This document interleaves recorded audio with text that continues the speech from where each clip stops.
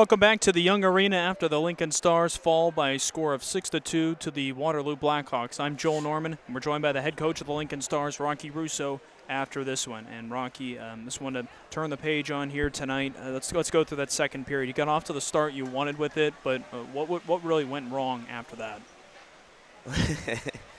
You want me to run the list for you? Well, the biggest key to that period. I mean, we self-imploded a little bit, right? Like, we turned a puck. Obviously, Cameron was lights out in the first period. We got dominated. We got as thoroughly dominated in the first period as you possibly can in a 0-0 game. Then Cameron makes a bad play with the puck, but the fact of the matter is he didn't really have a play with the puck because we didn't work hard enough back to go get the puck. So that happens, then we turn a puck over right in the middle of the ice on the second one. The third one, we're not picking guys up out of the corner. The fourth one, we're not picking guys up out of the corner. The fifth one, on a mind-boggling full 2-minute 5-on-3, we get way too far up the ice on the forecheck. I mean, just self-inflicted wounds. And they played really good. They played about as good of a hockey game as they could possibly play, which is going to happen when you have a target on our back.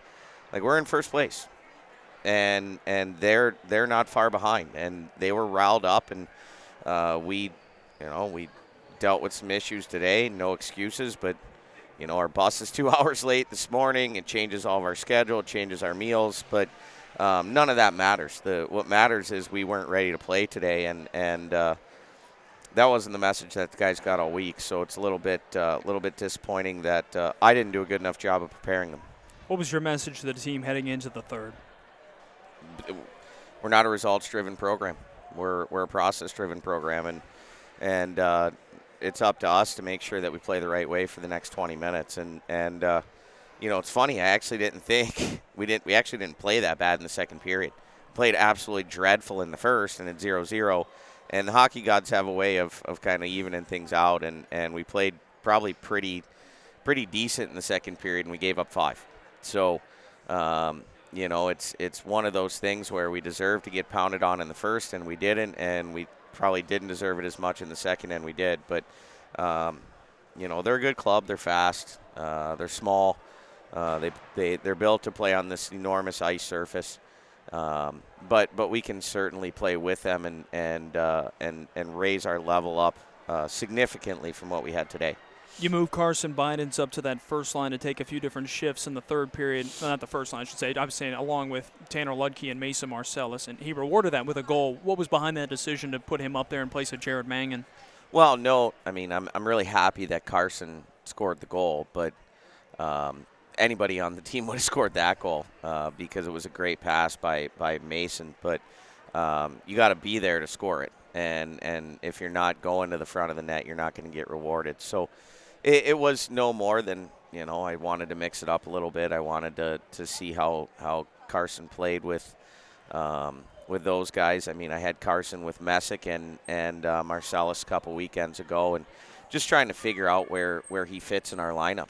And obviously with Doug coming back tomorrow, Doug's going to go back with Tanner and Mason, but I want to see where Carson's ultimately going to fit in our plans. That'll be a nice thing to get Grimes back tomorrow. It'll be nice you get a quick chance to face the same team again tomorrow in Waterloo. What's going to be your biggest message to the team tomorrow?